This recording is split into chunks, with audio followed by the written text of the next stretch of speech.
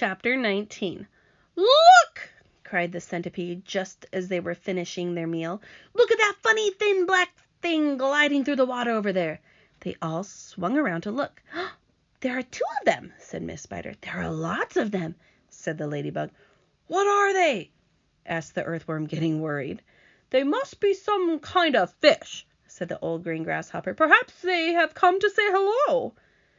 They're sharks, cried the earthworm. I'll bet you anything you like that they are sharks and they have come along to eat us up.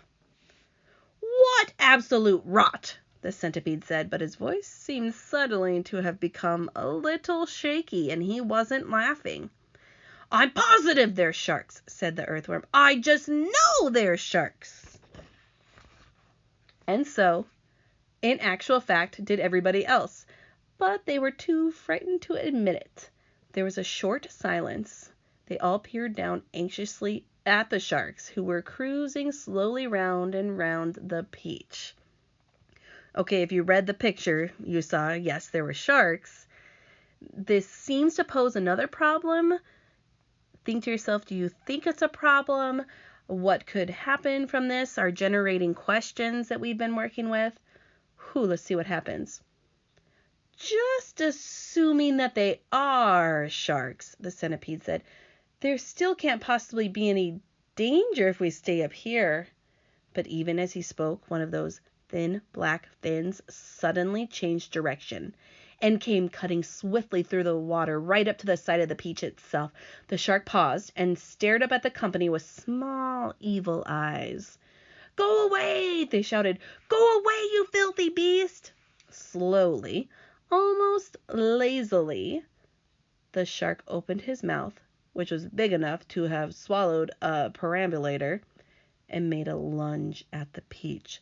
They all watched aghast, or in amazement. And now, as though at a signal from the leader, all the other sharks came swimming in toward the peach, and they clustered around it and began to attack it furiously. There must have been 20 or 30 of them at least, all pushing and fighting and lashing their tails and churning the water into a froth. Panic and pandemonium broke out immediately on top of the peach. Oh, we're finished now, cried Miss Spider, wringing her feet. They will eat up the whole peach, and then there'll be nothing left for us to stand on, and they'll start on us. She's right, shouted the ladybug. We're lost forever. Oh, I don't want to be eaten, wailed the earthworm. But they will take me first of all because I'm so fat and juicy and I have no bones. Is there nothing we can do? asked the ladybug, appealing to James. Surely you can think of a way out of this. Suddenly, they were all looking at James. Think, begged Miss Spider. Think, James, think.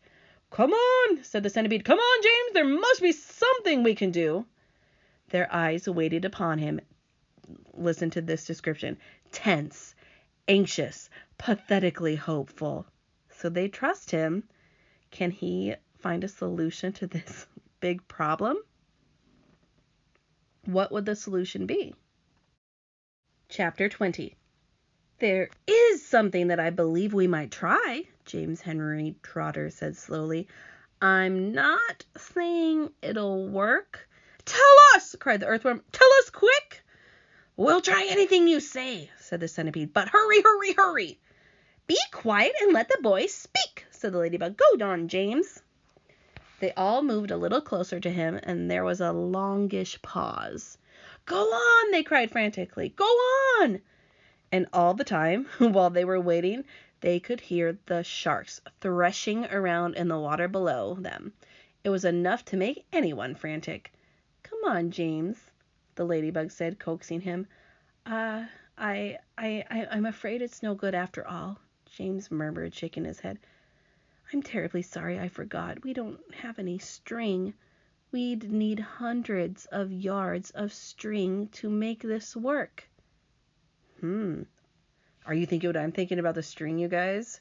Who could help them? What sort of string? asked the old green grasshopper sharply. Well, any sort, just so long as it's strong.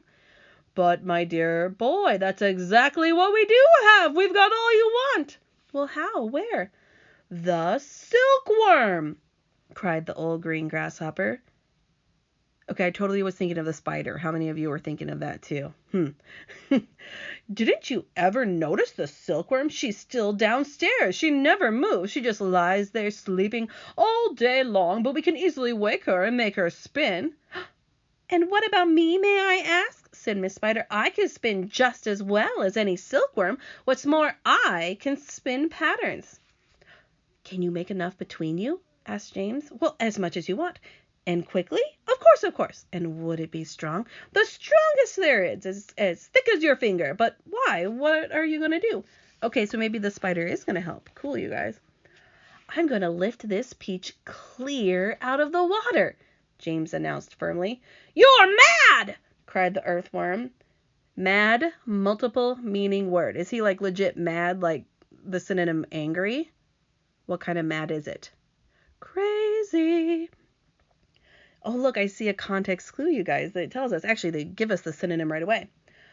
I'll go back. You're mad, cried the earthworm. It's our only chance. The boy's crazy. There it is. He's joking. Go on, James, the ladybug said gently. How are you going to do it? Sky hooks, I suppose, jeered the centipede. Seagulls, James answered calmly. The place is full of them. Look up there. They all looked up and saw a great mass of seagulls wheeling round and round in the sky. I'm going to take a long silk string, James went on, and I'm going to loop one end of it around a seagull's neck. And then I'm going to tie the other end to the stem of the peach. He pointed to the peach stem, which was standing up like a short, thick mast in the middle of the deck. Then I'm going to get another seagull and do the same thing. Again, and then another, and then another. Ridiculous! They shouted. Absurd! Poppycock! Balderdash! Madness! And the old green grasshopper said, How can I, few seagulls, lift an enormous thing like this up into the air, and all of us as well? It would take hundreds, thousands. Well, there's no shortage of seagulls, James answered. Look for yourself. We'll probably need 400, 500, 600, maybe even 1,000. I don't know. I shall simply go on hooking them up to the stem until we have enough to lift us. They'll be bound to lift us up in the end. It's like balloons. You give someone enough balloons to hold, really enough, then up he goes. And a seagull has far more lifting power than a balloon. If only we have the time to do it. If only we were not sunk first by those awful sharks. You're absolutely off your head, said the earthworm. Now how on earth do you propose to get a loop of string around a seagull's neck? I suppose you're going to fly up there yourself and catch it? The boy's dotty, said the centipede. Let him finish, said the ladybug. Go on, James. How would you do it? Well, with bait. Bait? What sort of bait? With a worm, of course. Seagulls love worms. Didn't you know that? And lucky for us, we have here the biggest, fattest, pinkest, juiciest earthworm in the world. You can stop right there, the earthworm said sharply. That's quite enough. Go on, the other said, beginning to grow interested. Go on. The seagulls have already spotted him, James continued. That's why there's so many of them circling around. But they daren't come down to get him while all the rest of us are standing here. So this is what... Stop! Cried the earthworm. Stop, stop, stop! I won't have it. I refuse. I be quiet, said the centipede. Mind your own business. I like that. My dear earthworm, you're going to be eaten anyway, so what difference does it make whether it's sharks or seagulls? I won't do it. Well, why don't we hear what the plan is first, said the old green grasshopper. I don't give a hoot what the plan is, cried the earthworm. I'm not going to be pecked to death by a bunch of seagulls. You'll be a martyr, said the centipede. I shall respect you for the rest of my life. So will I, said Miss Spider.